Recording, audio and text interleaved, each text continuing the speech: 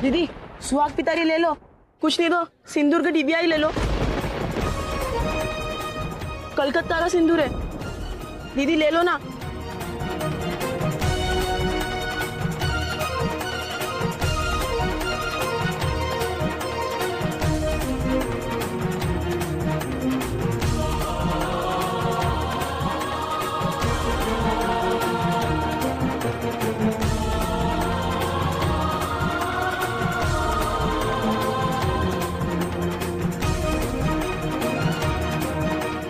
साहब अपनी सुहागन के लिए ले लो ना साहब।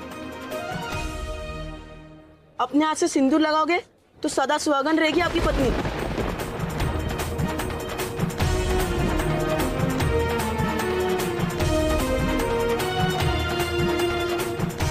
प्लीज दीदी ले लो ना। सिंदूर वाले। हाँ आया।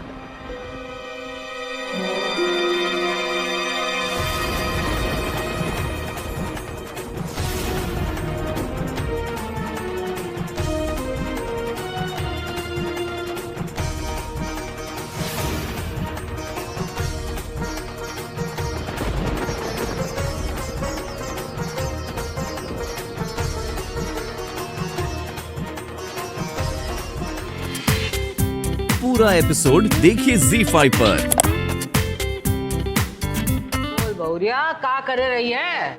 वो अम्मा जी उन लोगों के लिए पहनने के लिए कपड़ों का भी प्रबंध करना होगा ना, तो मैं देख रही थी कि कौन सी साड़ी ऐसी है जो उन्हें दी जा सकती है। सबके सब पागल हो गए हैं, पगलाए गए हैं सब। वो राधिका के पीछे मोर लल्ला की भी मती फिर गई है, जो पूरे के पूरे पुरोहित परिवार को यहाँ लेकर आ गए हो। जिन परिवार को आश्रय दियो है ना, वही परिवार ने मोर विशाखा को धक्के मार मार के घर से निकाल दियो। और वो मनहूस राधिका अपने पति को तो खा गई, अब का हम सबको भी बर्बाद कर देवेगी। कह देती है बहुरिया, हमसे ई पुरोहित परिवार ज्यादा दिन सहन ना होवे को।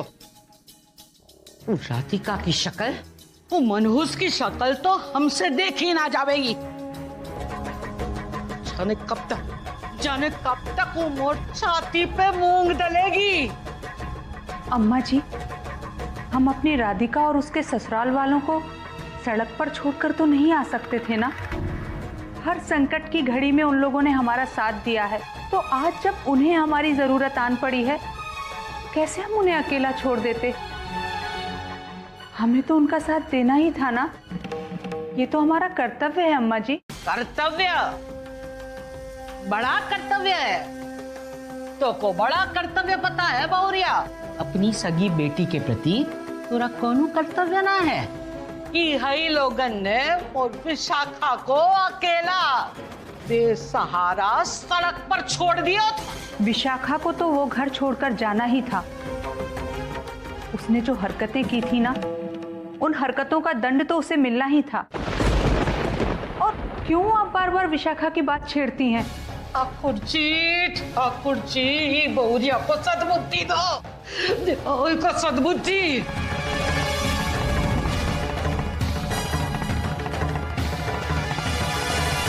आपको पता है अम्मा जी, आज राधिका और उसके ससुराल वालों के कारण ही सही, पर इन्होंने मुझे क्षमा कर दिया है। वो घर लौट आए हैं अम्मा जी, अपनी बेटी के मुंह में ही सही, पर वो हमेशा के लिए घर वापस आ गए हैं। आपसे एक विनती करनी थी अम्मा जी।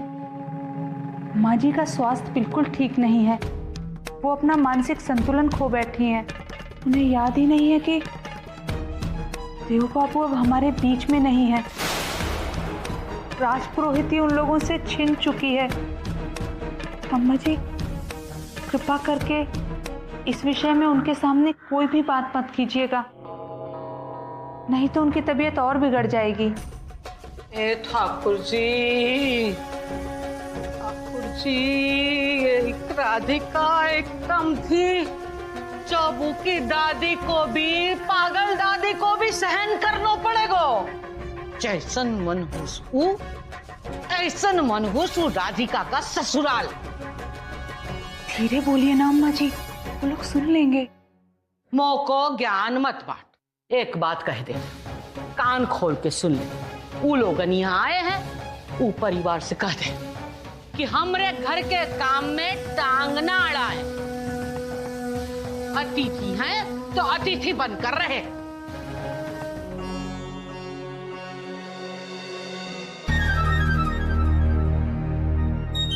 देवकी जी, क्या हुआ? चिंतित क्यों है? आज घर में अनाज के नाम पर कुछ भी नहीं है जी। अतिथि तो भगवान का रूप होते हैं, हमें उनकी आवभगत ठीक प्रकार से करनी चाहिए। हमारे यहाँ तो इतना अनाज भी नहीं है जी कि हम उन्हें एक समय का खाना भी ठीक से खिला पाएं। कुछ तो होगा देवकी जी। जो है वो बस इतना ही है जी कि या तो वो खा लें या हम। तो इसमें चिंता का क्या प्रयोजन है देवकी जी? अतिथि गणों को प्रथम भोजन कराइए, उसके पश्चात हमारा क्या है, कुछ भी खा लेंगे। पर कल क्या करेंगे जी? मुझे अपने कान्हा पर पूर्ण विश्वास है, वो अपने सुदामा की सहायता करने अवश्य आएंगे देवकी जी। जैसे भगवान श्री कृष्ण ने सुदामा की लाज रखी थी, हमारी भी रखेंगे। ये लीजिए, दक्षिणा का थैला है, इसमें भी कुछ न कुछ हो ही जाएगा।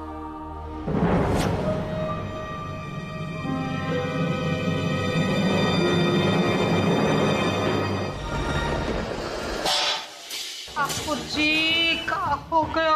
अम्मा ये देखा देखा, अब शगुन हो गया। सांझ की बात ही तो को करेगी चाहिए ना, तो को करेगी चाहिए ना बहुरिया। सगरी गलती बहुरिया तोरी है, तोरी। अब आने अतिथि है, उको तो हम कछु कह ना सकत है। क्या कहेंगे उको? कोई बात नहीं अम्मा जी, गलती हो गई। आप, मैं उठा देती हूँ ना। अरे रहने दीजिए, आप रहने दीजिए ना, बहुत हो गया, रहने दीजिए, रहने दीजिए। आप माँ जी से ऐसे कैसे बात कर रही हैं? अरे नहीं छोटी बहू, अम्मा ने ऐसा कुछ नहीं कहा है। नहीं माँ जी, मैंने सुना अभी इन्होंने। बढ़िया, बहुत बढ़िया। अब कामों को तो से सीखे का है कि का बोले का है, का ना बोले का है। हाँ बहुरिया, तो को दिया बाती करे का चाहिए। का गलत का कर रही हम? घर की बहू दिया बाती करेगी या अतिथि करेंगे? का गलत कर रही हैं? अम्मा लेकिन अभी आपने। चुप, एकदम चुप। सकरी मुसीबत की जड़ तो तू है, तू। समनन जी, हमारी बात पूरी लगी हो तो माफ कर दीजिएगा।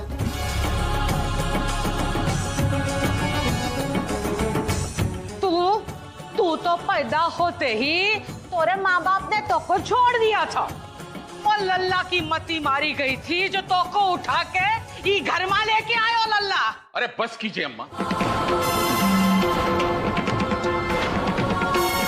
अतिथियों के सम्मुख क्यों हमें लज्जित कर रही हैं? लज्जित? लल्ला, लज्जित तो तोरी छोरी करे, ये छोरी सभी को लज्जित करे। विधवा होते हुए भी सिंगार सुहागन बन के घूमे। मौका का अच्छा लगे समधन जी के सामने ही सब बोलेगा। माफ कीजिएगा समधन जी, कहे देते लल्ला कि ये छोरी को अगर यहाँ रहना है, मोरे घर में रहना है, तो विधवा बन के रहना पड़ेगा।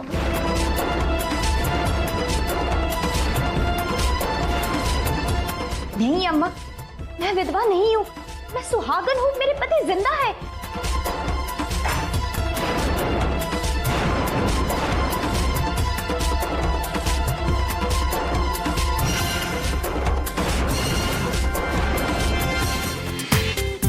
पूरा एपिसोड देखिए ZEE5 पर।